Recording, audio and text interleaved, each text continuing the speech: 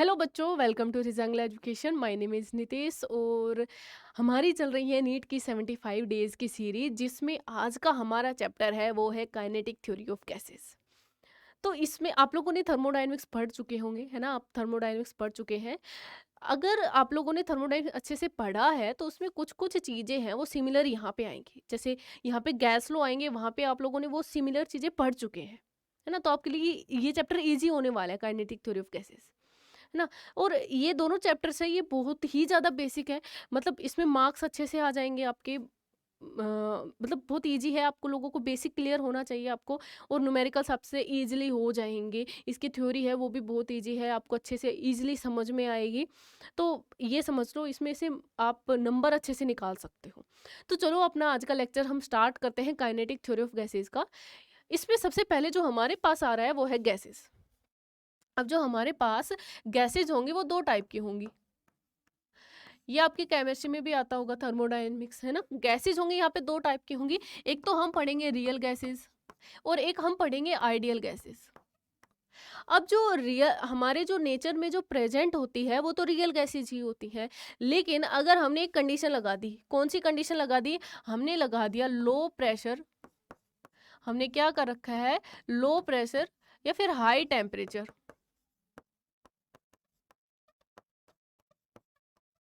Low pressure या फिर high temperature, ये अगर हम कंडीशन लगा दें तो जो हमारी रियल गैस होगी वो भी किसकी तरह बिहेव करने लग जाएगी? वो भी आइडियल गैस की तरह बिहेव करने लग जाएगी। लेकिन हमें यहाँ पे पढ़ना क्या है? हमें यहाँ पे मेनली जो पढ़ना है वो पढ़ना है आइडियल गैस के बारे में। हमें रियल गैस के बारे में नहीं, हमें किसके बारे में पढ़ेंगे? हम यहाँ पे आइडियल गैस के बारे में पढ़ने वाले हैं।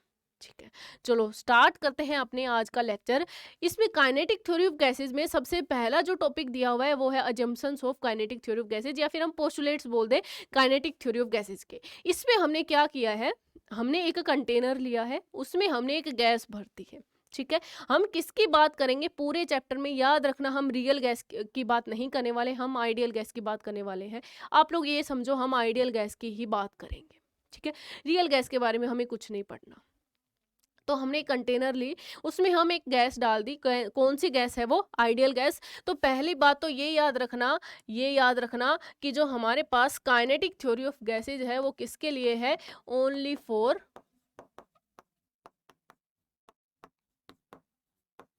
Ideal gas. किसके लिए है? Only for ideal gas. अब इसके कुछ अजम्पशन हैं जो हमने माने हैं कि हमारी गैस होगी वो ऐसी होगी, ऐसी होगी, ये कर रही है, वो कर रही है।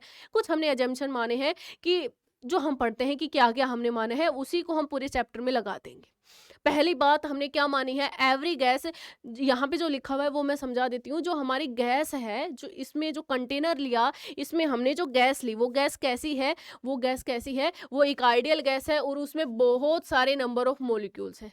जिसमें गैस है उसमें गैस के बहुत सारे नंबर ऑफ मॉलिक्यूल्स है, very large number of molecules. Every gas contains very large number of molecules, बहुत सारे नंबर ऑफ मॉलिक्यूल्स है, बहुत सारे। सेकेंड थिंग, अब जो ये मॉलिक्यूल्स है ये बहुत ही ज़्यादा छोटे छोटे हैं। पहली बात तो गैस के जो मॉलिक्यूल्स है वो बहुत ज़्यादा है। सेकंड बात, गैस का एक मॉलिक्यूल ले लो और वो एक मॉलिक्यूल बहुत ही ज़्यादा स्मॉल है। क्या लिया हमने? गैस का मॉलिक्यूल लिया और वो मॉलिक्यूल है वो बहुत ही ज़्यादा स्मॉल है। एज किस, देखो स्मॉल की बात किसकी होगी? किसी की कंपेयर करने से होगी, है ना? तो किसके कंपैरिजन में? Volume of the container. जैसे आप अपने रूम में बैठे हुए हो, है ना? उस रूम में गैस भरी हुई होगी। अब आप देख रहे हो इस जो आपका रूम है उसकी उसका जो वॉल्यूम होगा, कुछ तो वॉल्यूम होगा, है ना? अब उस में जितने भी गैस है, अगर हम उस पूरी गैस को क्या कर दे? कंप्रेस कर दे। अब उस पूरी गैस को हमने कंप्रेस कर दिया तो हम उस पूरी गैस को छोटी सी जगह में समा सकते हैं। तो और हमारा कंटेनर है वो इतना बड़ा है, हमारा रूम है वो इतना बड़ा है, और पूरी गैस को हमने छोटी सी जगह में समा दिया। तो यही बोला है कि जो हमारी गैस है वो एक तो उसमें लार्ज नंबर ऑफ मॉलिक्यूल्स है। सेकंड चीज, उसके गैस के जो मॉलिक्यूल्स है वो बहुत ज़्यादा स्मॉल है as compared to the volume of the container. ठीक है, अब नेक्स्ट हमारे पास आता है जो गैस के मॉलिक्यूल्स हैं उनकी शेप कैसी है? वो आइडेंटिकल स्फीयर्स है। सारे के सारे गैस मॉलिक्यूल्स इक्वल है ना? सारे के सारे गैस मॉलिक्यूल्स आइडेंटिकल है, ये बोलो आइडेंटिकल है। और कैसे है? उनकी शेप साइज सब कुछ सेम है। कैसे है? Elastic spheres. इलास्टिक बाद में देखेंगे कैसे है, ये समझो कि वो स्फीयर है।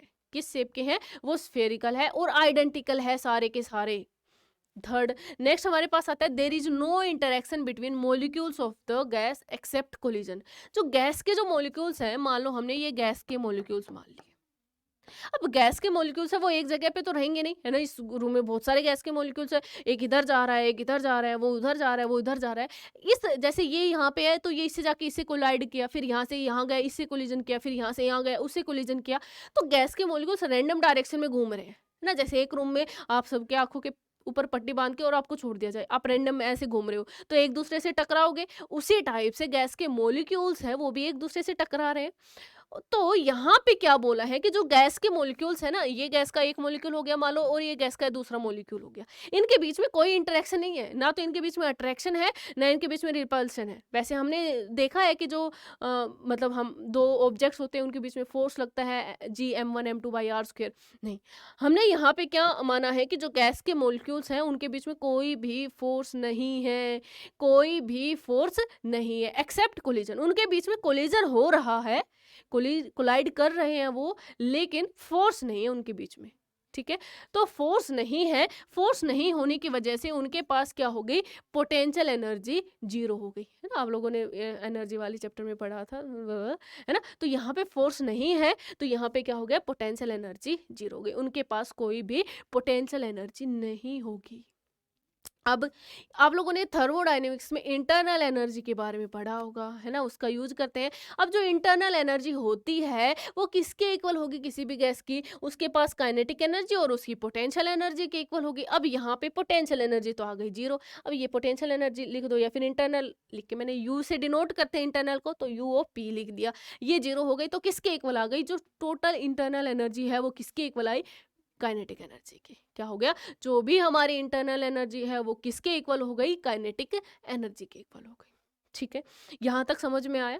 चलो अब चलते हैं हम आगे। ये हमारे पास कंटेनर था जिसका वॉल्यूम V था। नेक्स्ट चलते हैं। नेक्स्ट हमारे पास आता है जो गैस के मॉलिक्यूल्स है वो रैंडम डायरेक्शन में घूम रहे हैं। जैसे मैंने बोला, आप अपनी क्लास लो, है ना, कोई भी एक रूम लो, उसमें मैंने सभी के आंखों पे पट्टी बांध के छोड़ दिया, ठीक है, तो वो ऐसे घूम रहे हैं, रैंडम डायरेक्शन में घूमेगा, आपको पता ही नहीं है किधर जाना है किधर नहीं, है ना। कोई इधर जा रहा है, कोई उधर जा रहा है, कोई ऐसे जा रहा है, तो आप रैंडम डायरेक्शन में घूम रहे हो। तो इसी टाइप से गैस के मॉलिक्यूल्स है वो भी रैंडम डायरेक्शन में घूम रहे हैं, और ऐसे रैंडम डायरेक्शन में घूमने से उनका जो एवरेज वेलोसिटी होगी, वेलोसिटी किसके इक्वल होता है, डिस्प्लेसमेंट बाय टाइम। तो रैंडम डायरेक्शन में घूमेंगे तो उनका कोई डिस्प्लेसमेंट नहीं आएगा। डिस्प्लेसमेंट नहीं आने की वजह से जो उनकी एवरेज वेलोसिटी आएगी, एवरेज वेलोसिटी क्या आएगी, उनकी जीरो आएगी। एवरेज स्पीड की बात नहीं कर रही मैं यहाँ पे, उनकी स्पीड जीरो नहीं होगी, क्योंकि वो मूव तो कर रहे हैं और डिस्टेंस तो कुछ ना कुछ ट्रेवल कर रहे हैं, वो जितना भी घूम रहे हैं उसमें डिस्टेंस तो ट्रेवल हो रही है, बट यहाँ पे उनकी स्पीड जीरो नहीं है, वेलोसिटी जीरो आ गई, क्योंकि उनकी डिस्प्लेसमेंट कुछ नहीं होगा भाई। क्या आ गया, उनकी जो वेलोसिटी है, एवरेज वेलोसिटी क्या आ गई, उनकी जीरो आ गई। नेक्स्ट चलते हैं। Collision between the molecules is perfectly elastic. ये आपको तो आना चाहिए, इलास्टिक कोलिजन क्या होता है। कोलिजन में आप लोगों ने पढ़ा है इलास्टिक कोलिजन क्या होता है, बस उसी का यूज किया है मैंने। तो जो हमने यहाँ पे क्या माना है, हमने देखा था कि गैस के जो स्फीयर्स थे वो परफेक्टली इलास्टिक थे। अब इलास्टिक थे तो इनके बीच में कोलिजन कैसा हुआ, परफेक्टली इलास्टिक हुआ। और परफेक्टली इलास्टिक कोलिजन में हमारे पास जो मोमेंटम होता है उसमें भी कोई लॉस नहीं आता, ना ही एनर्जी में कोई लॉस आता है, तो यहाँ पे कुछ भी लॉस नहीं हुआ। ठीक है, नेक्स्ट चलते हैं। जो गैस के मॉलिक्यूल्स है वो मूव कर रहे हैं स्ट्रेट लाइन में। मतलब क्या हुआ, यहाँ पे हमारे पास बहुत सारे गैस के मॉलिक्यूल्स है, ये हमारे पास आ गए गैस के मॉलिक्यूल्स। अब मैंने एक मॉलिक्यूल को उठाया, ठीक है, अब यहाँ से ये यहाँ इसके पास जाएगा तो ये ऐसे सीधे जा रहा है, ऐसे नहीं, ये ऐसे घूम के नहीं जा रहा, नहीं, ये इसके पास जाएगा, ऐसे स्ट्रेट लाइन में मूव करें, एक से दूसरे के पास ऐसे गए, फिर यहाँ से यहाँ गए तो ये कोलाइड किए। फिर देखो, जैसे आप लोगों को ऐसे पट्टी बांध के छोड़ दिया है ना, तो एक मूव करेगा, जब तक वो दूसरे से नहीं टकरा जाएगा वो सीधा मूव करता रहा। फिर दूसरे से टकराने के बाद आप लोगों ने अपनी डायरेक्शन बदल ली, है ना, डायरेक्शन बदलने के बाद फिर वो सीधा चलता रहा, फिर वो किसी और से टकराया तब तक वो सीधा चलता रहा, फिर उसे टकराने के बाद फिर उसने डायरेक्शन बदल दी। इसी टाइप से यहाँ पे हो रहा है, इसी टाइप से ऐसे हो रहा है, ये इससे यहाँ चला और ये इससे टकराया, इससे टकराते इसने अपनी डायरेक्शन बदल दी, ये इधर चला गया, इससे टकराते ये इधर चला गया, इससे टकराते ये इधर चला गया। तो ये इस टाइप से अपनी डायरेक्शन बदल रहे हैं और स्ट्रेट लाइन में मूव कर रहे हैं। मतलब दो कोलिजन के बीच का जो पाथ है वो स्ट्रेट लाइन है, और ये दो कोलिजन के बीच का जो टाइम होता है उसको हम बोलते हैं रिलैक्सेशन टाइम। दो कौन से कोलिजन, सक्सेसिव कोलिजन। दो सक्सेसिव कोलिजन के बीच का जो टाइम होगा उसको हम क्या बोलेंगे, रिलैक्सेशन टाइम। मतलब पार्टिकल यहाँ से चला, इससे टकराया, फिर इससे टकराया, ये सक्सेसिव कोलिजन के बीच का जो टाइम होगा उसको हम क्या बोलेंगे, रिलैक्सेशन टाइम। तो यही मैंने इसमें कहा है। नेक्स्ट लास्ट हमारे पास आता है it follows Newton's law of motion. Newton law होता क्या है हमारे पास, every action has an equal and opposite reaction. जितना वाल जो हमारे पास कंटेनर की वॉल है वो मॉलिक्यूल्स के ऊपर जितना प्रेशर लगा रही है उतना मॉलिक्यूल्स वॉल के ऊपर लगा रहे होंगे, उतना फोर्स लगा रहे होंगे, ये सब आ रहा है। जितने एक मॉलिक्यूल दूसरे मॉलिक्यूल के ऊपर लगा रहा है, ठीक है। तो ये हमारे पास हो गया, न्यूटन्स लॉ को ये फॉलो करेंगे। नेक्स्ट चलो, नेक्स्ट हमारे पास आता है गैस लॉ। ये तो हमारे पास हो गए काइनेटिक थ्योरी ऑफ गैसेज के पोस्टुलेट्स। जितने भी पोस्टुलेट आते हैं हमने माना है, जितने ये किसके लिए, पहली बात ये आइडियल गैस के लिए। आइडियल गैस को हमने छोटा मतलब गैस को हमने क्या माना, गैस के बहुत सारे मॉलिक्यूल्स है लेकिन वो कैसे हैं, आइडेंटिकल है और स्मॉल स्फीयर है। इलास्टिक है, इलास्टिक कोलिजन होगा, न्यूटन्स लॉ को फॉलो करेंगे। दो कोलिजन के बीच का टाइम रिलैक्सेशन टाइम होता है। ये सब चीज़ें हमने पढ़ ली है। अब हमारे पास आते हैं गैस लॉ, और ये आपने थोड़ा बहुत थर्मोडाइनमिक्स पढ़ा होगा, जैसे आप लोगों ने आइसोथर्मल, आइसोबारिक, आइसोकोरिक, ये सारी प्रोसेस पढ़ी है। उसी टाइप से यहाँ पे आ गई गैस लॉ, उनको नाम दे दिया, गैस लॉ नाम दे दिया। जैसे पहले हमारे पास आता है बॉयल्स लॉ। आपने आइसोथर्मल पढ़ा है ना, बोलो पढ़ा है। हाँ, आइसोथर्मल पढ़ा है। तो वहाँ पे क्या बोला था, वहाँ पे बोला था हमने कि जो हमारे पास टेम्परेचर होता है वो कांस्टेंट होगा ना, टेम्परेचर होगा वो कांस्टेंट होगा। टेम्परेचर कांस्टेंट होने की वजह से, टेम्परेचर कांस्टेंट हुआ तो यहाँ पे जो प्रेशर आता है वो इनवर्सली प्रोपोर्शनल टू वी आता है। पढ़ा है, सबने पढ़ा है। तो यहाँ पे क्या आ गया हमारे पास, P, इसको इधर ले आओ, V is equal to constant, ये आ गया हमारे पास, ठीक है। PV is equal to constant आ गया। तो यहाँ से हम क्या लिख सकते हैं, यहाँ से हम लिख सकते हैं P1 V1 is equal to P2 V2 is equal to P3 V3, कितना भी लिख दो, है ना। ये वाली इक्वेशन बहुत याद आती, मतलब बहुत काम आती है। जो न्यूमेरिकल्स आते हैं दे देते हैं, किसी गैस का टेम्परेचर है वो कांस्टेंट है, उसका इनिशियल प्रेशर ये था, इनिशियल वॉल्यूम ये था, फाइनल वॉल्यूम ये हो गया, फाइनल प्रेशर बताओ। सिंपल से ऐसे न्यूमेरिकल्स आएंगे तो आप ये लगा के कर सकते हो। अब इसका ग्राफ देखें तो, ग्राफ देखो, P is inversely proportional to V, P is inversely proportional to V, तो इसका ग्राफ कैसा आता है, आइसोथर्मल में भी पढ़ा होगा, इसका ग्राफ कैसा आता है, रेक्टेंगुलर हाइपरबोला। इसका ग्राफ कैसा आएगा, रेक्टेंगुलर हाइपरबोला। अब एक ग्राफ हमारे पास ये है, दूसरा ग्राफ मैंने ये बना दिया। ये मान लो हमारे पास टेम्परेचर T2 के लिए है, ये T1 के लिए। तो T2 है वो ज़्यादा है T1 से, ठीक है। T2 है वो ज़्यादा है T1 से, याद रखना। या फिर आप यहाँ से भी समझ सकते हो कि किसका टेम्परेचर ज़्यादा होगा। कैसे ज़्यादा होगा हमारे पास टेम्परेचर, आप देख सकते हो कि कैसे करेंगे इस टाइप के क्वेश्चंस को। मैंने एक लाइन ड्रॉ की यहाँ पे इसके लिए ये प्रेशर कांस्टेंट हो गया, ठीक है। इस प्रेशर के लिए हमारे पास क्या आ गया, इसके लिए वॉल्यूम ये वाला आ गया, और इसके लिए हमारे पास वॉल्यूम आ गया ये वाला, इसके लिए वॉल्यूम आ गया ये वाला।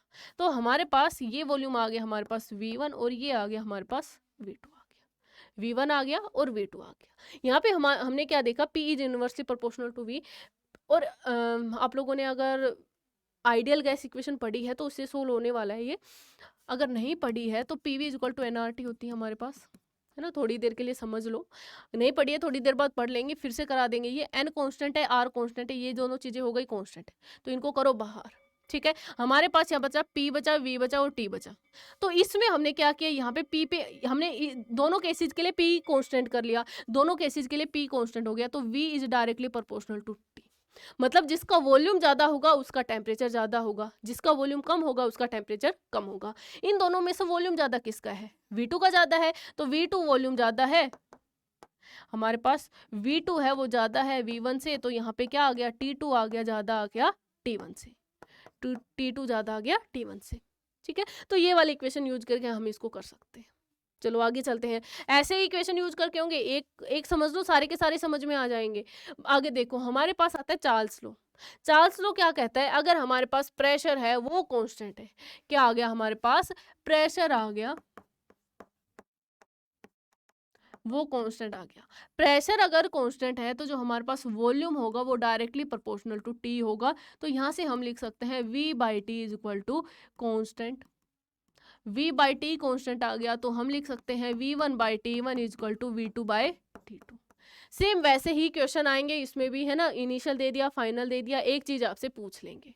अब इनका ग्राफ की बात करते हैं, वी और टी के ग्राफ की बात। V is directly proportional to T, मतलब ग्राफ कैसा आना चाहिए, एक स्ट्रेट लाइन आना चाहिए। ठीक है, ग्राफ कैसा आएगा, एक स्ट्रेट लाइन आएगा। अब मैंने इसमें एक ग्राफ और बना दिया, ये बना दिया, ये लो, दो चीजें बना दी। इसका पता है हमें स्ट्रेट लाइन आएगा। ये हमारे पास अलग अलग प्रेशर के लिए है, ये वी ओ टी के ग्राफ है। ये हमारे पास प्रेशर P1 के लिए है और ये P2 के लिए है।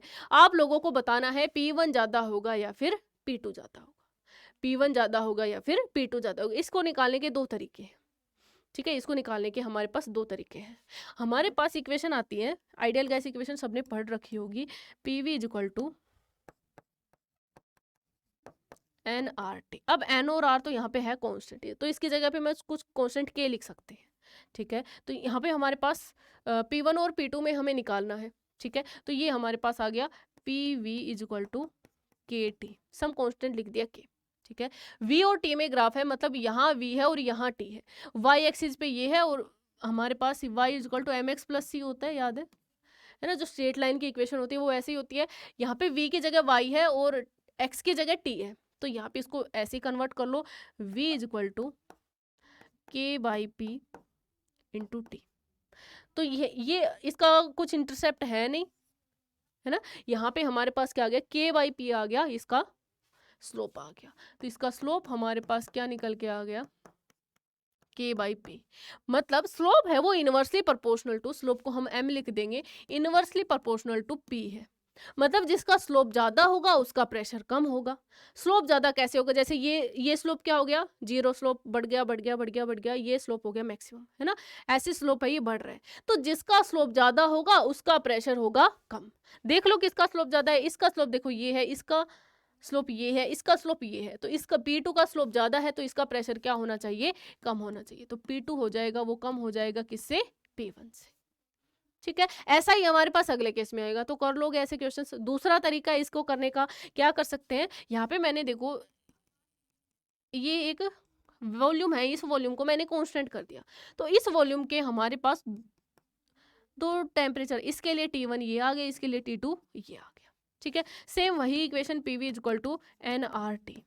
तो ये चीज तो है, क्या है, कांस्टेंट है ये वाली चीज, और हमने यहाँ पे वॉल्यूम को वैसे कांस्टेंट कर दिया, तो P is directly proportional to T। जिसका टेम्परेचर ज्यादा उसका प्रेशर ज्यादा।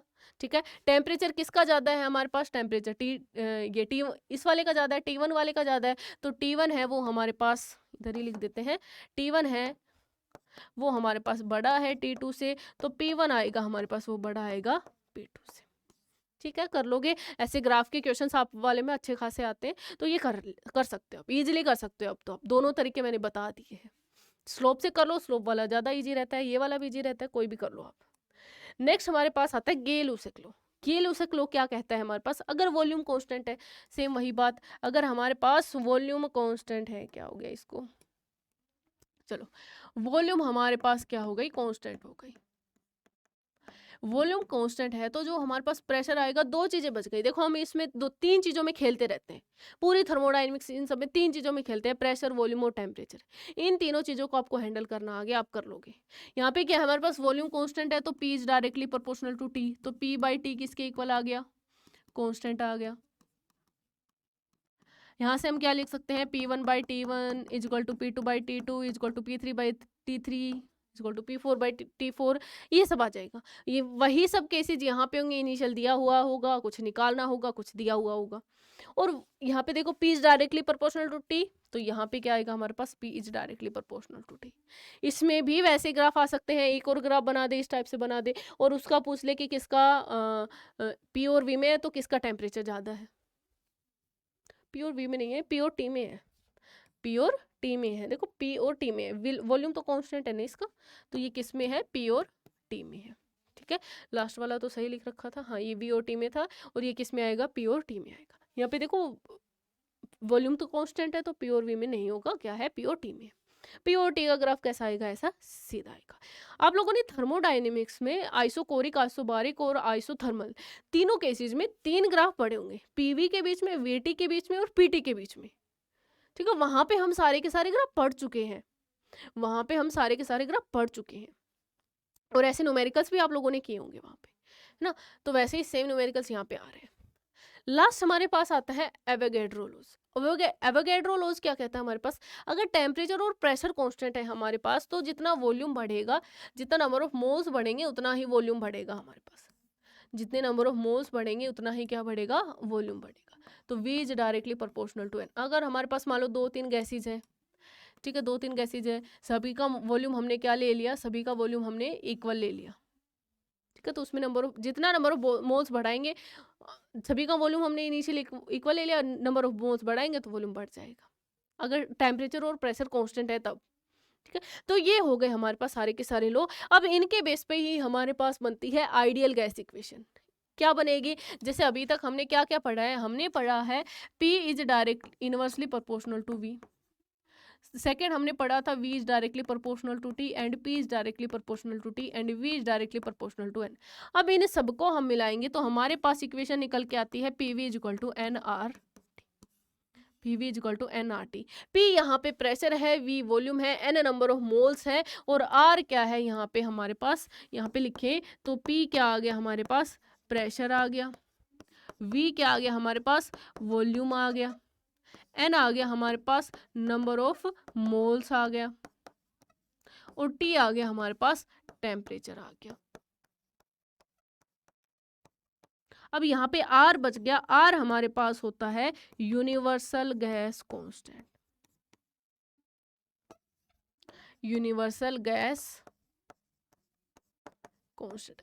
और इसकी वैल्यू कितनी आती है हमारे पास, R की वैल्यू हमारे पास आती है 8.314। इसकी यूनिट हमारे पास होगी जूल पर मोल पर केल्विन, ठीक है। याद रखना 8.314 जूल पर मोल पर केल्विन, यूनिट भी याद रखना साथ में। चलो, ये हो गई हमारे पास आइडियल गैस इक्वेशन। अब आप लोगों को दो तरीके से ये याद होनी चाहिए। कैसे याद होनी चाहिए, हमारे पास आइडियल गैस इक्वेशन आई, क्या निकल के आई, PV is equal to NRT, PV is equal to NRT। अब जो हमारे पास नंबर ऑफ मोल्स होते हैं, आप लोगों ने केमिस्ट्री में पढ़ा होगा, वो किसके इक्वल होते हैं, number of molecules divided by Avogadro number, ठीक है। अब वैल्यू पुट करो, हमारे पास क्या निकल के आ गया है, ये मेरे पास आ गया N/Na into R into T। अब यहाँ पे एक चीज और याद रखना, जो हमारे पास R होता है वो होता है Na इंटू KB।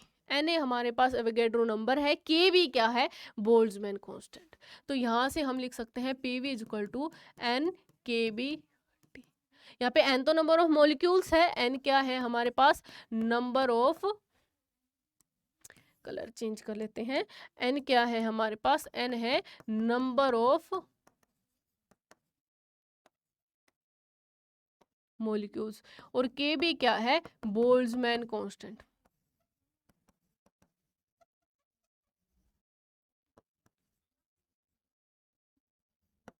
क्या है, N क्या है हमारे पास, बोल्ट्जमैन, एन KB क्या है हमारे पास, बोल्ट्जमैन कांस्टेंट। और इसकी वैल्यू कितनी होती है ये भी याद रखना आप लोग, इसकी वैल्यू कितनी होगी, KB की वैल्यू आएगी 1.38 इंटू 10⁻⁻23। कितनी आएगी हमारे पास, 1.38 इंटू 10⁻23, ठीक है। चलो, अब इसकी यूनिट क्या हो जाएगी, इसकी यूनिट हो जाएगी जूल पर केल्विन, इसकी यूनिट क्या हो जाएगी, जूल पर केल्विन। चलो, ये हो गया हमारे पास दूसरी फॉर्म हो गई। आप लोगों को दोनों टर्म्स में याद रखना है, PV is equal to NRT और PV is equal to NKBT, दोनों ही इंपॉर्टेंट है। ये नंबर ऑफ मॉलिक्यूल्स के लिए लगा देंगे और ये नंबर ऑफ मोल्स के लिए लगाएंगे। आप इन दोनों को याद रखोगे ना, तो आगे देखना कैसे इजीली चीजें सोल्व होती हैं। चलो, आगे चलते हैं। नेक्स्ट हमारे पास आता है ideal gas and real gas. अब इसका एक कर्व आता है, आप लोगों को इक्वेशन तो याद नहीं रखनी है रियल गैस की। देखो,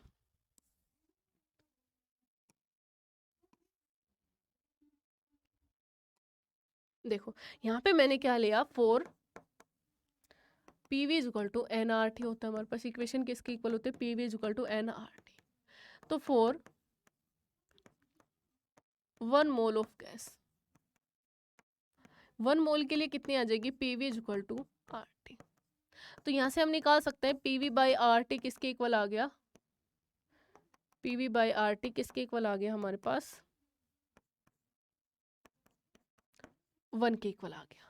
अब ये 1 के इक्वल आएगा, ये 1 के equal PV by R T equal to 1 आता है किसके लिए? For ideal gas. ये रियल गैस के लिए 1 के इक्वल नहीं आता है, वहाँ पे कॉन्स्टेंट्स आते हैं, ए और बी ये सब कॉन्स्टेंट आते हैं यहाँ पे। ये किसके लिए इक्वल आता है? 1 के इक्वल आएगा पीवी बाई आर टी। किसके इक्वल आ गया? पीवी बाई आर टी आ गया 1 के इक्वल। तो चलो ग्राफ बनाते हैं हम।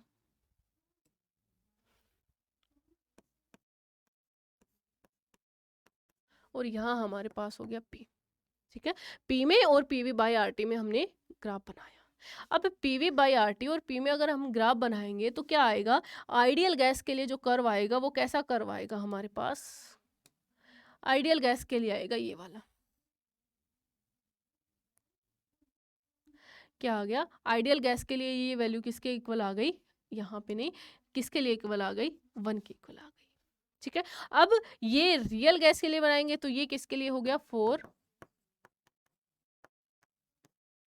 Ideal gas. अगर रियल गैस के लिए बनाएंगे तो रियल गैस के लिए कैसा आएगा? रियल गैस के लिए हमारे पास कर्व ऐसा आ जाएगा इस टाइप से।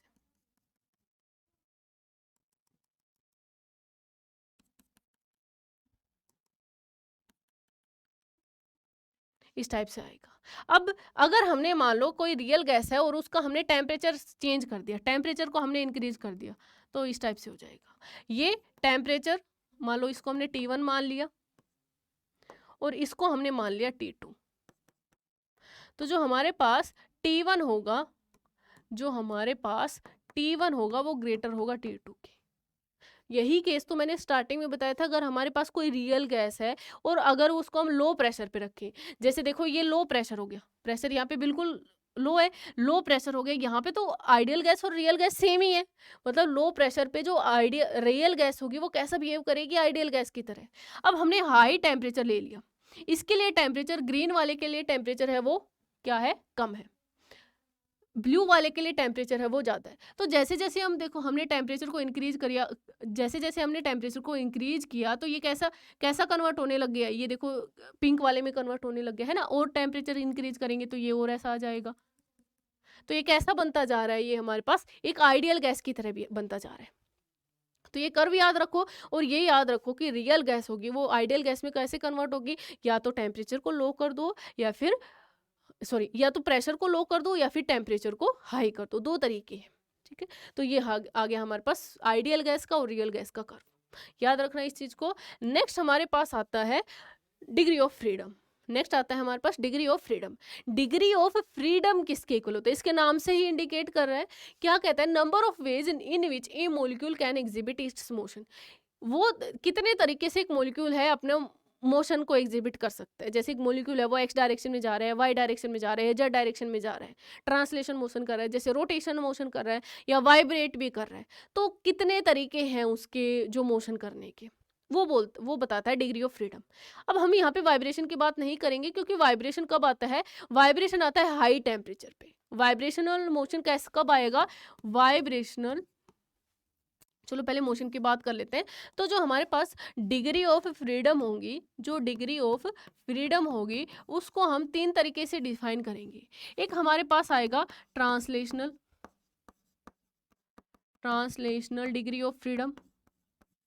सेकंड हमारे पास आएगा rotational degree of freedom,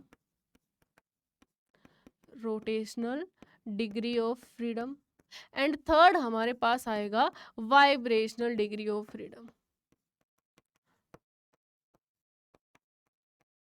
vibrational degree of freedom. अब जो वाइब्रेशनल डिग्री ऑफ फ्रीडम होती है इसको हम डिफाइन करते हैं कब? एट हाई टेम्परेचर पे।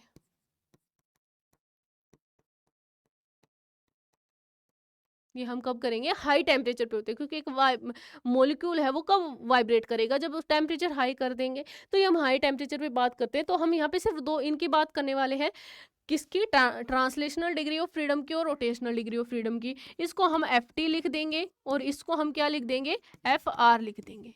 इसको हमने FT लिख दिया, इसको FR लिख दिया।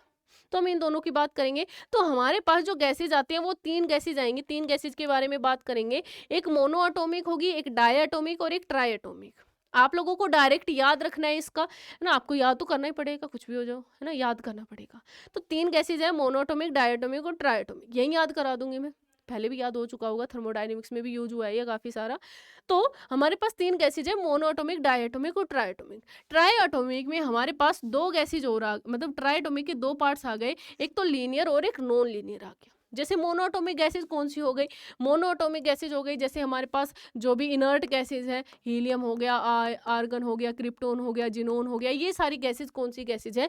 Monoatomic gases. केमिस्ट्री पढ़ते हो, इतना तो पता होगा। डायटोमिक गैसेज़ कौन-सी हो गई? जैसे ऑक्सीजन हो गई हमारे पास, नाइट्रोजन गैस हो गई, ये सारी गैसेज़ कौन-सी हैं हमारे पास? डायटोमिक गैसें। ट्राइएटोमिक गैसेज़ कौन-सी होगी? जैसे लीनियर, ऐसे सीधी होंगी, है ना? उनका जो स्ट्रक्चर बनेगा वो सीधा बनेगा, जैसे CO2 हो गया हमारे पास। नॉन लीनियर, नॉन लीनियर का स्ट्रक्चर ऐसा कुछ बनेगा, जैसे ओजोन हो गया, है ना? तो ये हमारे पास गैसेज़ हो गई। अब इनकी डिग्री ऑफ फ्रीडम आपको डायरेक्ट याद रखनी है, याद करनी है। देखो, मोनोटॉमिक की बात करते हैं, ट्रांसलेशन और रोटेशन की बात करेंगे। ट्रांसलेशन में 3 होंगे, रोटेशन में कुछ भी नहीं होगा, ठीक है? तो इसकी टोटल डिग्री ऑफ फ्रीडम आ गई 3। डायटोमिक की बात करते हैं, डायटोमिक की 3 होंगी, ट्रांसलेशन और रोटेशन में 2 होंगी, तो इसकी टोटल आ गई 5 आ गई। ट्राइएटोमिक की बात करेंगे, इसकी ट्रांसलेशन 3 होंगी, रोटेशनल 2 होंगी, तो टोटल कितनी आ गई? 5 आ गई। अब अब अब ट्राइलिनियर की बात करेंगे, ट्राइएटोमिक की बात करेंगे। ट्राइएटोमिक में हमारे पास लीनियर आएंगे, नॉन लीनियर आएंगी। लीनियर में हमारे पास कितनी आएंगी? 3 आएंगी, 2 आएंगी, 5 हो गई। नॉन लीनियर में 3 आएंगी, 3 आएंगी, 6 हो गई। तो ये डायरेक्ट याद रखो इनको, है ना? तो इनको डायरेक्ट याद रखो। चलो आगे चलते हैं, याद करनी पड़ेंगी आपको। आगे चलते हैं, नेक्स्ट हमारे पास आता है law of equi partition of energy. Important law है। क्या बोलता है law of equi partition of energy? ये बोलता है कि the total energy associated with each degree of freedom is के हाफ के बेटे। हर एक डिग्री ऑफ फ्रीडम के पास जितनी एनर्जी एसोसिएट है वो कितनी है? हाफ के बेटे। इसका मतलब है, अगर मान लो मैंने एक ले ली monatomic gas, monatomic gas, monatomic gas, monatomic gas की डिग्री ऑफ फ्रीडम कितनी है हमारे पास? 3, ठीक है।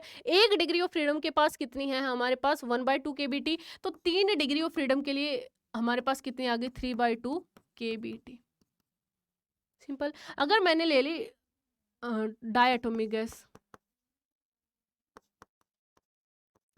डायटोमिक गैस लेंगे तो उसमें हमारे पास डिग्री ऑफ फ्रीडम कितनी आती है? 5 आती है, टोटल 5 आती है, ठीक है। टोटल हमारे पास कितनी आएगी? डिग्री ऑफ फ्रीडम कितनी आ जाएगी? क्या हो गया ये?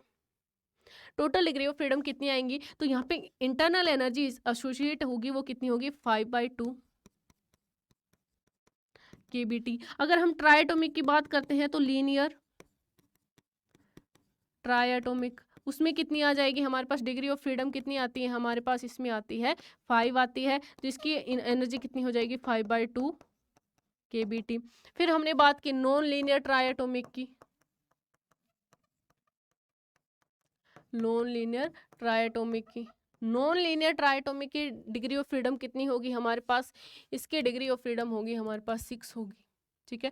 तो इसकी एनर्जी कितनी आ जाएगी हमारे पास? 6/2 kBT, मतलब या फिर हम बोल सकते हैं 3 kBT। अब इसमें आपसे पूछ सकता है कि हमारे पास बताओ डायटोमिक में ट्रांसलेशन में कितनी एनर्जी एसोसिएट होगी? तो हम क्या लिखेंगे? ट्रांसलेशन में सिर्फ 3 होंगी, डायटोमिक में तो कितने आ गई? 3/2 kBT। टोटल पूछेगा तो 5/2 kBT, ठीक है। तो ये हमारे पास, तो हम ये लिख सकते हैं कि एनर्जी एसोसिएट होगी वो कितनी होगी? F/2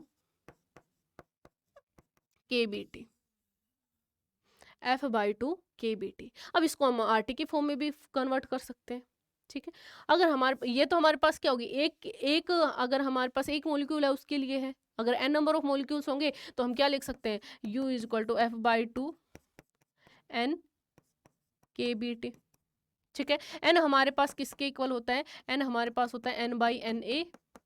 तो यहाँ से n आ गया हमारे पास, n इंटू Na के इक्वल आ गया। तो u किसके इक्वल आ गई? F/2 इंटू n की वैल्यू पुट करो, n into Na into kBT। तो u हमारे पास आ गई F/2 nRT। तो हम आरटी की फॉर्म में भी लिख सकते हैं। ये एक मॉलिक्यूल के लिए है, एक मोल के लिए लिखेंगे तो F/2 RT।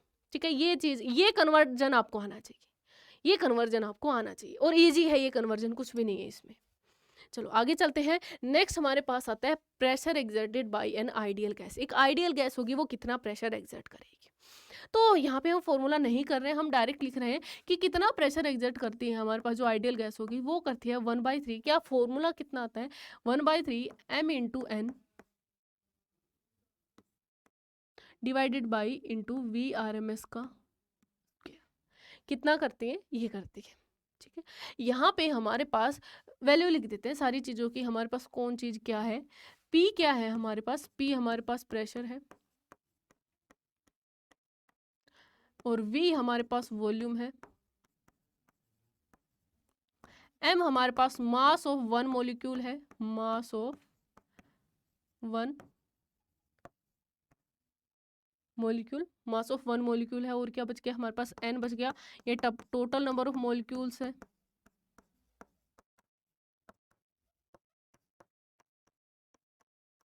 और हमारे पास बच गया VRMS बच गया।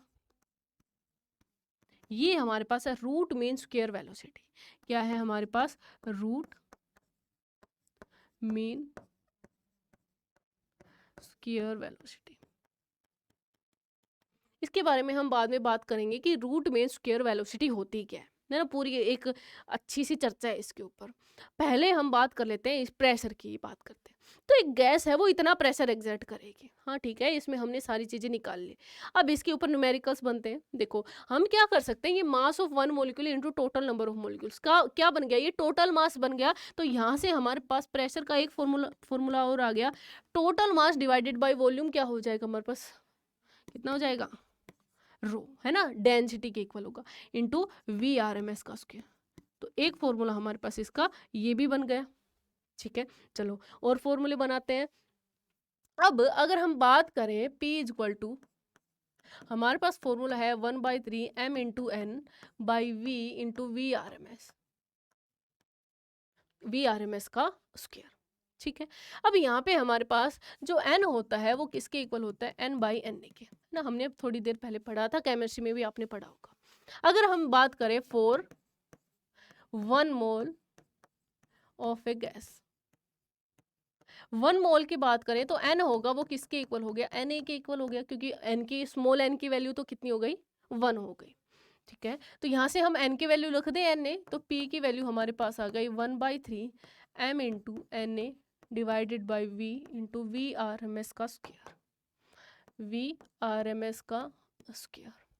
ठीक है, यहाँ पे हमारे पास P is equal to 1/3 m into Na कितना होता है, m इंटू Na याद करो, मास इंटू हमारे पास जो m इंटू Na किसके इक्वल होगा, मोलर मास के इक्वल होता है ना, केमिस्ट्री में आप लोगों ने पढ़ा होगा किसके इक्वल होता है, मोलर मास के। तो ये हमारे पास कितना हो गया, मोलर मास, m क्या है हमारे पास, मोलर मास है, ये क्या है, molar mass divided by V into VRMS का स्क्वायर। ठीक है, अब मैं इसको इधर लेके आई, PV इज इक्वल टू कितना आ गया, 1/3 m इंटू VRMS का स्क्वायर। अब मैंने इसको 2 से मल्टीप्लाई कर दिया और 2 से डिवाइड कर दिया, क्या आ गया, PV इज इक्वल टू 2/3, 2 से मल्टीप्लाई 2 से डिवाइड, तो क्या आ गया, 1/2 इंटू m इंटू VRMS का square, half mv square. Half mv square क्या बनता है, ये हमारे पास बनती है काइनेटिक एनर्जी। ये क्या आ गई हमारे पास, काइनेटिक एनर्जी। किसके लिए आ गई, हम किसकी बात कर रहे हैं, 1 मोल की, फॉर 1 मोल ना, किसकी बात हो रही है, अभी तक हमने लिखा है यहाँ पे for 1 mole of A gas, तो यही किसकी काइनेटिक एनर्जी आ गई, 1 मोल की। तो यहाँ से हम लिख सकते हैं PV is equal to 2/3 kinetic energy, किसकी, 1 मोल ऑफ ए गैस की। ठीक है, तो यहाँ से काइनेटिक एनर्जी किसके इक्वल आ गई, 3/2 PV।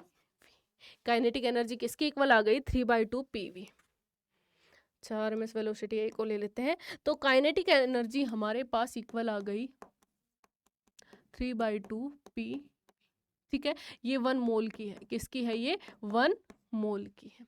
अब काइनेटिक एनर्जी हमारे पास पीवी किसके इक्वल होती है, एन आर टी के। 1 मोल के लिए किसके इक्वल होगी, PV is equal to R T हो गया, है ना। एन की वैल्यू अगर हमारे पास 1 है, 1 मोल की बात कर रहे हैं, तो एन इज इक्वल टू 1 के लिए पीवी किसके इक्वल हो गई, आर टी के इक्वल हो गई। ये वाली वैल्यू पुट कर दो तो काइनेटिक एनर्जी हमारे पास किसके इक्वल आ गई, 3/2 आर टी के। किसके इक्वल आ गई, काइनेटिक एनर्जी किसके इक्वल आ गई, 3/2 आर टी के। अब थोड़ी देर पहले आप लोगों ने पढ़ा था हमने लो ऑफ इक्विपार्टीशन ऑफ एनर्जी पढ़ा था। देखो यहाँ पे यहाँ पे जो इंटरनल एनर्जी थी, थोड़ी देर पहले हमने बात की थी कि जो पोटेंशियल एनर्जी तो जीरो हो जाती है क्योंकि फोर्स ऑफ इंटरेक्शन जीरो होते हैं, तो टोटल इंटरनल एनर्जी आती है, ये काइनेटिक एनर्जी ही तो बचती है ना। ये क्या बचती है हमारे पास, काइनेटिक एनर्जी बचती है। तो यहाँ पे हमने देखा था कि इंटरनल एनर्जी आई थी वो किसके इक्वल आई थी, F/2, मतलब जितने डिग्री ऑफ फ्रीडम है divided by 2 into R T, इसके इक्वल आई थी। यहाँ पे हमने क्या देखा, ये 3/2 आर टी आ गई। यहाँ पे हमने क्या देखा कि ये कितनी आ गई, 3/2 आर टी आ गई। ठीक है, वो तो हमने लो ऑफ इक्विपार्टीशन ऑफ एनर्जी की बात की थी कि लो क्या कहता है ना, लो क्या कहता है कि F/2 आर टी होगी, जितनी डिग्री ऑफ फ्रीडम है उसको हाफ KBT से मल्टीप्लाई कर दो, ठीक है, या हाफ आर टी से मल्टीप्लाई कर दो। यहाँ पे ये 3/2 आर टी आई है, ये आइडियल गैस की आई है, क्योंकि आइडियल गैस को हमने क्या माना है, हमने माना है उसको स्फीयर माना है ना। सारे के सारे आइडेंटिकल है और सारे के सारे बहुत ज़्यादा स्मॉल है, ठीक है। तो इसलिए इसमें क्या आई है, इसमें सिर्फ और सिर्फ ट्रांसलेशन आई है, ना तो ये रोटेट करेगी ना ये वाइब्रेट करेगी, वाइब्रेशन की तो बात हो नहीं रही है, ना ये रोटेट करेगी। किसके लिए ये, फॉर ट्रांसलेशन। किसकी है ये, ट्रांसलेशन की है, इसलिए ये 3/2 आर टी आई है, ये चीज याद रखना। तो हमारे पास कौन सा बन गए, ये तो 1 मोल के लिए है। अगर हमें काइनेटिक एनर्जी लिखनी है for n moles, n moles के लिए कितनी आएगी, 3/2 n पीवी, और काइनेटिक एनर्जी आएगी for n moles, n moles के लिए आएगी 3/2 n आर। ठीक है, ये आ गई हमारे पास काइनेटिक एनर्जी। अब इसको आप केबीटी में भी कन्वर्ट कर सकते हो, है ना। क्या करोगे, केबीटी को, एन है हमारे पास है, एन किसके इक्वल होगा, capital N divided by N A, तो आर बाई एन ए हमारे पास के बी हो जाएगा। तो हम ये लिख सकते हैं kinetic energy in terms of, अगर हमें 1 मोलिक्यूल के लिए लिखना है, 1 मोलिक्यूल के लिए लिखना है तो कितनी आ जाएगी, 3/2 पीवी, या फिर पीवी के टर्म्स में नहीं लिखना है तो हम लिख सकते हैं, पीवी तो हमने लिख दिया के बी टी। अगर हमें लिखना है kinetic energy for N molecules,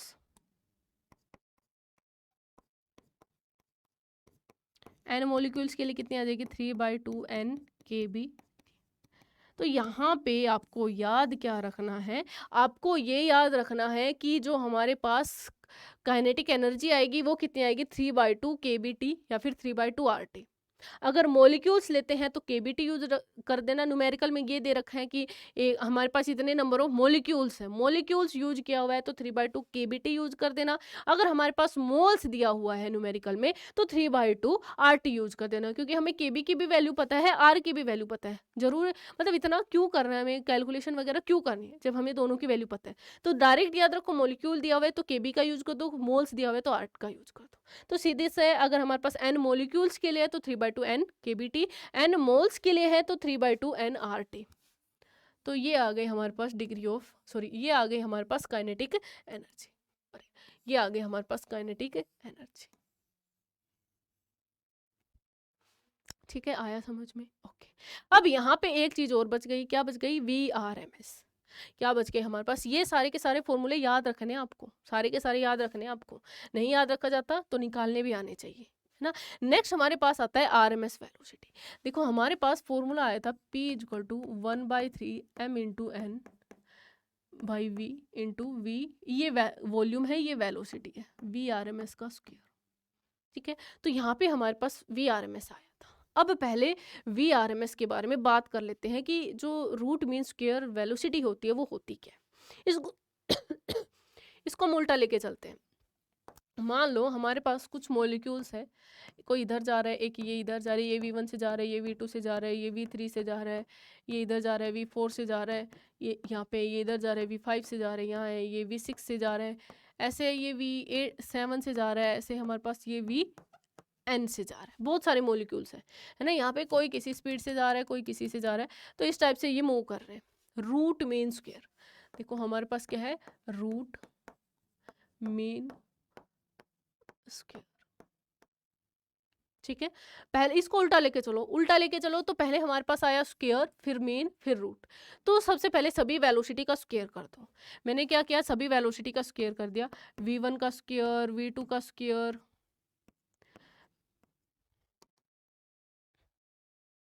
v2 का स्क्वायर, v3 का स्क्वायर, अप टू vn का सभी का क्या कर दो, स्क्वायर कर दो। फिर क्या लो, मीन। मीन कैसे करते हैं, जितने भी हमारे पास वैल्यूज हैं उनको ऐड करके उनको जितने वैल्यूज हैं उनसे डिवाइड करना, यही होता है मीन। तो अब इन सबको क्या कर दो, ऐड कर दो। देखो हमने क्या किया, पहले स्क्वायर किया तो v1 का स्क्वायर, v2 का स्क्वायर, v3 का स्क्वायर, ऐसे हमारे पास आ गया vn का स्क्वायर।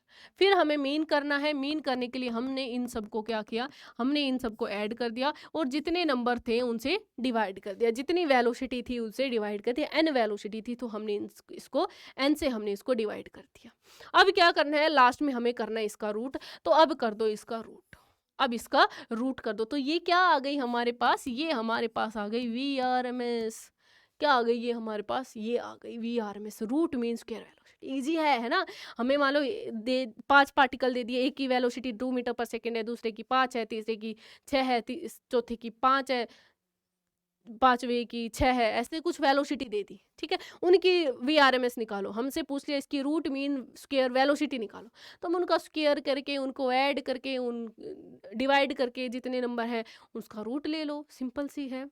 ठीक है, एक तो फॉर्मूला हो गया ये, एक तो ये फॉर्मूला भी याद रखना है। और देखते हैं, और हमारे पास एक फॉर्मूला आता है,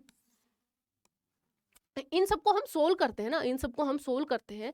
जैसे यहाँ पे हमारे पास आता है, यहाँ पे देखो, यहाँ पे हमारे पास क्या आया था, PV is equal to 1/3 m into VRMS का स्क्वायर, ये आया था, है ना। हम यहाँ से आगे चलते हैं, यहाँ पे तो हम पहुंच सकते हैं इजिली, है ना। PV इजक्वल टू 1/3, इस इक्वेशन से हम पहुंच गए थे यहाँ पे PV इजक्वल टू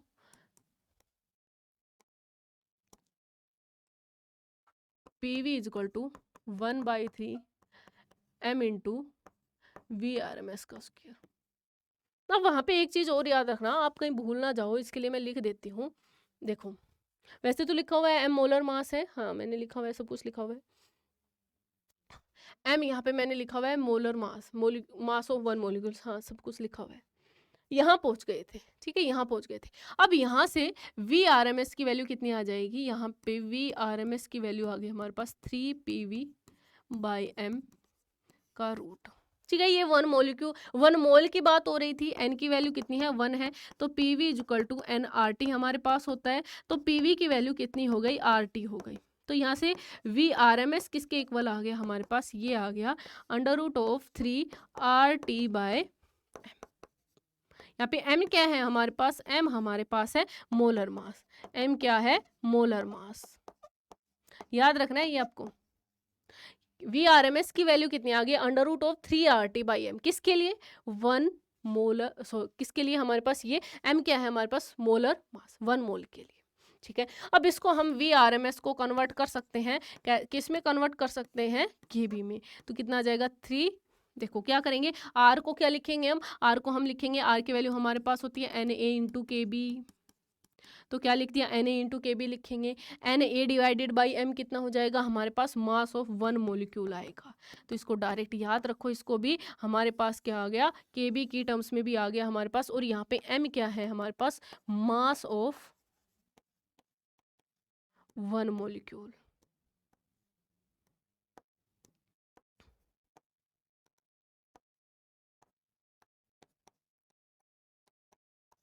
अब दोनों इक्वेशन को ना आपको याद, आप दोनों इक्वेशन को आपको यूज करना आना चाहिए। कब कौन सी यूज करेंगे, अगर आपको क्वेश्चन में मोल दिया हुआ है तो कौन सी यूज करनी है, आर वाली यूज करनी है।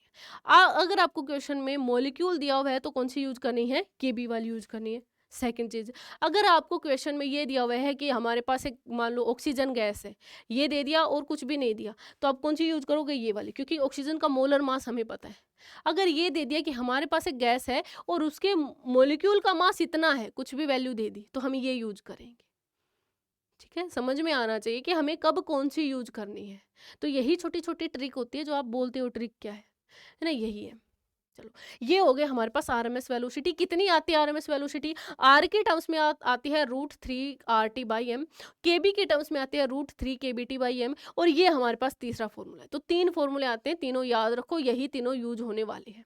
एक और आ जाता है, जैसे हमने यहाँ से देखो क्या किया था, पीवी इज इक्वल टू, एक हमारे पास फॉर्मूला आया था, PV is equal to 1/3 rho V RMS का स्क्वायर। ये फॉर्मूला भी आया था हमारे पास एक थोड़ी देर पहले, है ना, आया था। देखो कहाँ आया था, ये रहा, है ना। तो यहाँ से हम ये एक और निकाल सकते हैं, निकालना है तो यहाँ से वी RMS किसके इक्वल आ जाती है हमारे पास, √3 PV/रो। तो ये भी याद कर लो, करना है तो।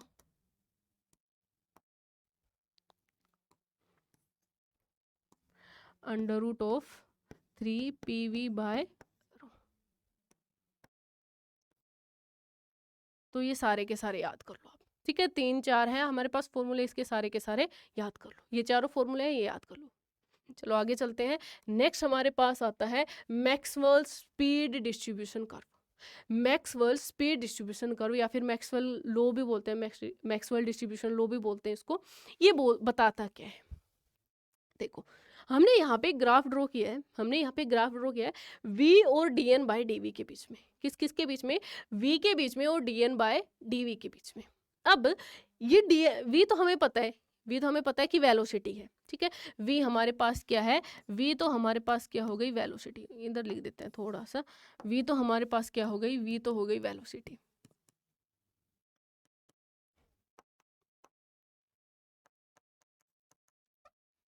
v तो वेलोसिटी होगी। अब dN/dV क्या है?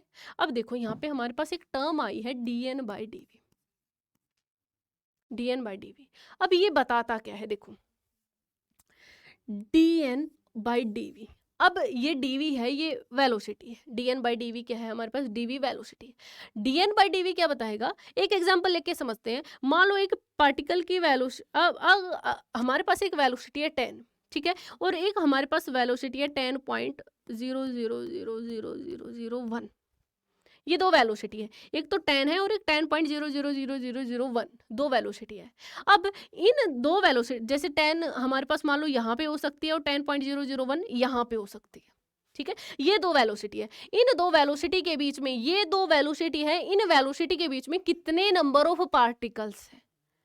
इन दो वेलोसिटी के बीच में 10 और 10.0001 के बीच में कितने नंबर ऑफ पार्टिकल्स है, कितने नंबर ऑफ पार्टिकल्स है, वो चीज बताती है dN/dV, ठीक है। हो सकता है मान लो 5 पार्टिकल हो सकता है 10 पार्टिकल हो सकता है 20 पार्टिकल हो सकता है 100 पार्टिकल हो, कितने भी हो सकते हैं, ठीक है। तो dN/dV क्या बताता है, ये हमें बताता है कि कुछ dV वेलोसिटी, dV से v + dV, इस वेलोसिटी के बीच में, dV वेलोसिटी में कितने नंबर ऑफ पार्टिकल्स आएंगे, ये बताएगा dN/dV। क्या आया समझ में? ओके, चलो अब बात करते हैं हम आगे। अब मान लो मैंने यहाँ पे दो वेलोसिटी ले ली,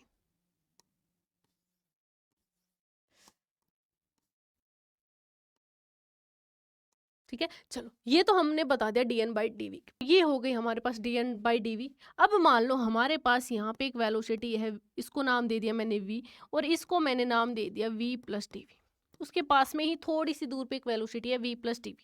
अब इसके कोरस्पॉन्डिंग, v के कोरस्पॉन्डिंग हमारे पास ये आ गया,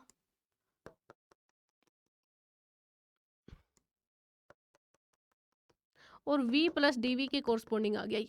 अब इनकी ये जो विड्थ है हमारे पास, इसको हम क्या बोलेंगे, इसको हम बोलेंगे dv। इस विड्थ को हम क्या बोलेंगे, इसको हम बोलेंगे dv। ये हो गई हमारे पास dv। अब अगर इसका हम एरिया निकालेंगे, इस रेक्टेंगुलर शिप का अगर हम एरिया निकालेंगे, वो हमने कई बार निकाला हुआ है, मैकेनिक्स में भी बहुत बार निकाला है हमने। क्या आ जाएगा, ये आ जाएगा हमारे पास dv into dN/dv, width into इसकी हाइट इंटू dN/dv। डीवी से DV cancel out is equal to D N. अब ये डी एन आ गया इसका एरिया, मतलब ये क्या बताएगा कि वी से वी प्लस डी में कितने नंबर ऑफ मोलिक्यूल्स हैं, कितने नंबर ऑफ मोलिक्यूल्स हैं, D N number of molecules. अगर मान लो एक मैं वॉल्यूम ले लूँ यहाँ पे 0 पे, एक मैं ले लूँ इन्फिनिटी पे, दो वॉल्यूम लेने हैं, वी और वी प्लस डी ले लिया। अब मैंने ले लिया एक 0 पे और एक मैंने ले लिया इन्फिनिटी पे। अब इसका एरिया अंडर द कर्व आ जाएगा। अब तो पूरा वो क्या बताएगा, वो 0 से इन्फिनिटी के बीच में कितने नंबर ऑफ मॉलिक्यूल्स है, जिसको हमने नाम दे दिया n, कि टोटल नंबर ऑफ मॉलिक्यूल्स है। तो अगर हम इसका इंटीग्रेशन करके निकालते हैं, क्योंकि ये कंटिन्यूअस कर्व है, तो यहाँ पे एरिया अंडर द कर्व, यहाँ पे जो हमारे पास एरिया अंडर द कर्व क्या आता है, एरिया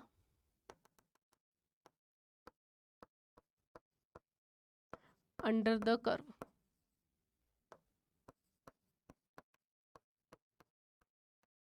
क्या आएगा हमारे पास, वो हमें देगा टोटल नंबर ऑफ मॉलिक्यूल्स।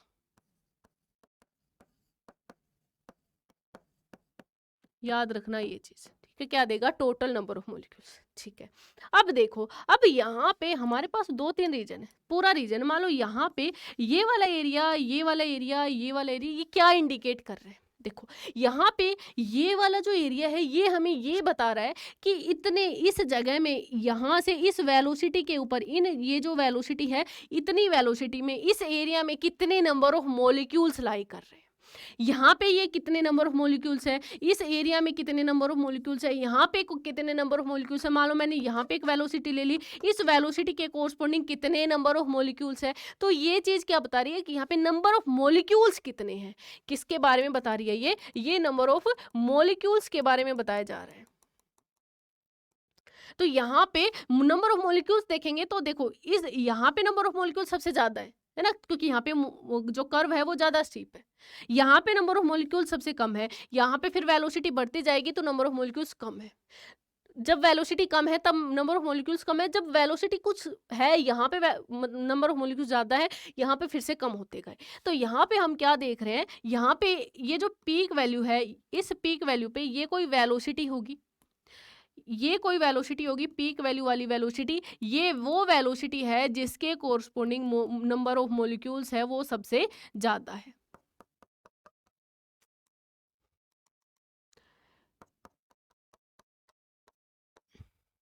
इसको हम बोलते हैं VMP। We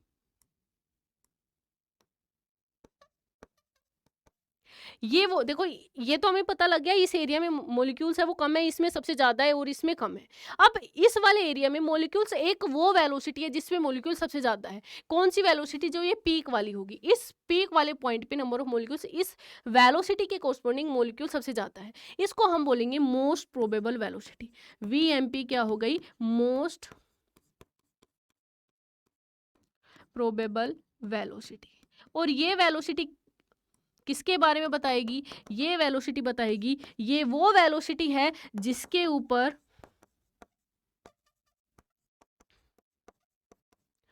number of molecules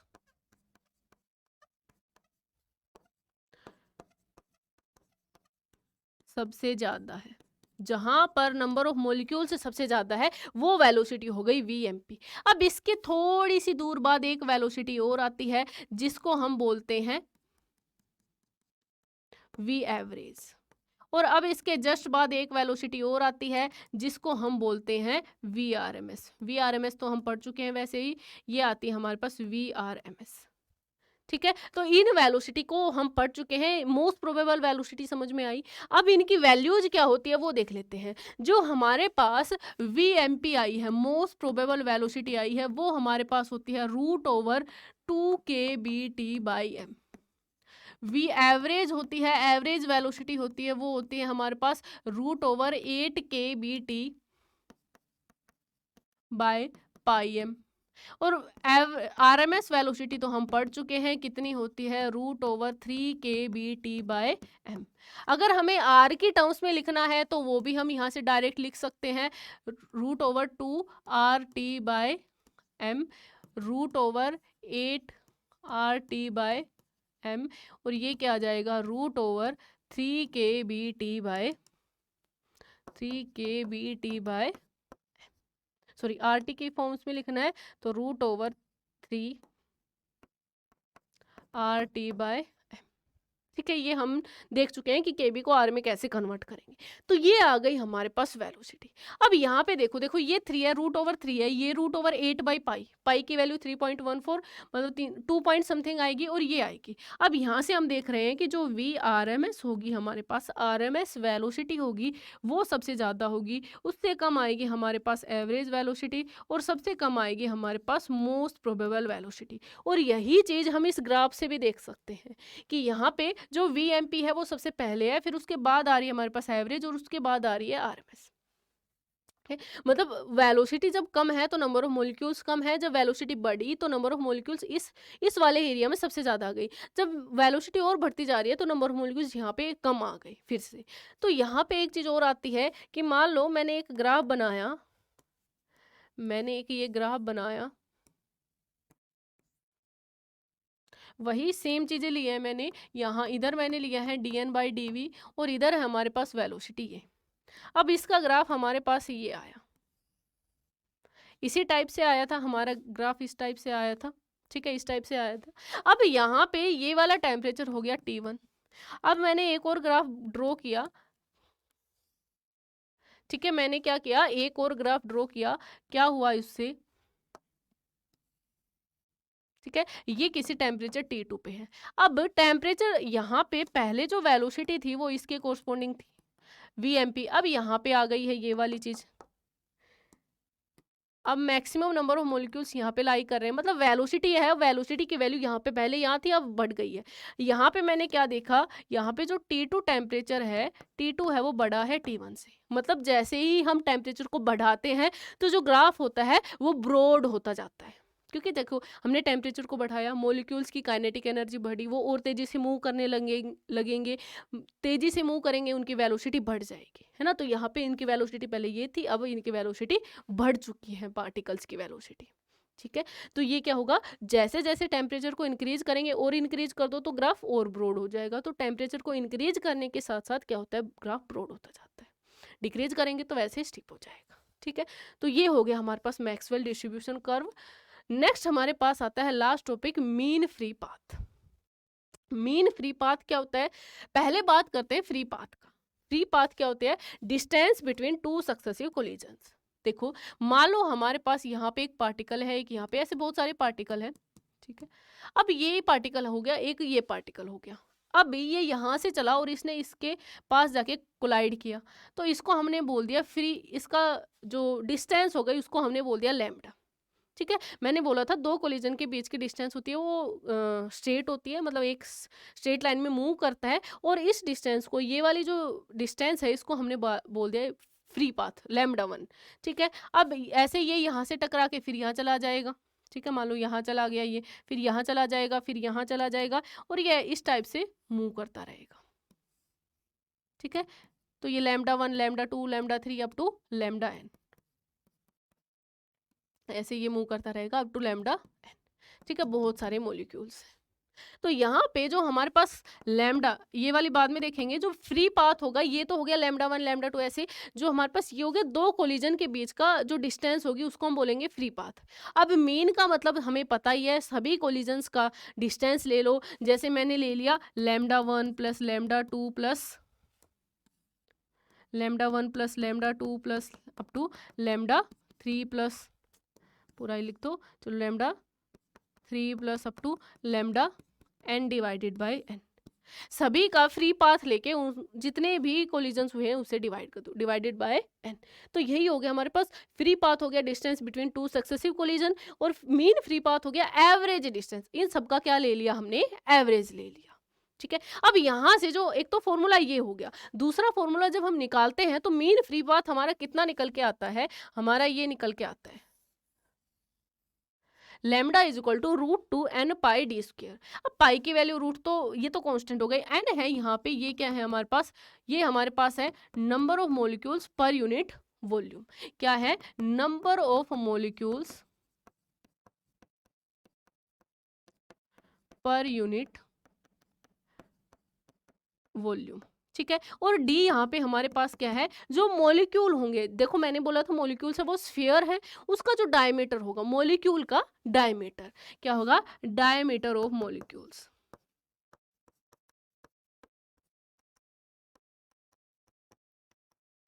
ये हो गए हमारे पास, बाकी सब चीजें पता है। तो हमारे पास लैम्डा की वैल्यू कितनी आ गई है, 1/√2 n पाई डी स्क्वायर। एन की वैल्यू पुट करो, लैम्डा की वैल्यू आ गई 1/√2, एन की वैल्यू n/v, तो v ऊपर चला गया, पाई डी स्क्वायर। ठीक है, एक फॉर्मूला हमारे पास ये हो गया। अब हमें पता है pv इज इक्वल टू किसके इक्वल होता है, pv is equal to kb के टर्म्स में n kbt। यहाँ से क्या निकालना है हमें, v/n निकाल लो, v/n किसके इक्वल आ गया हमारे पास, ये आ गया kbt/p। अब इसकी वैल्यू रख दो इसमें, लैम्डा हमारे पास क्या आ गया, ये आ गया, वैल्यू पुट कर दो v/n की, v/n ये हो गया हमारे पास, कितना आ गया, kbt/√2 p पाई डी स्क्वायर।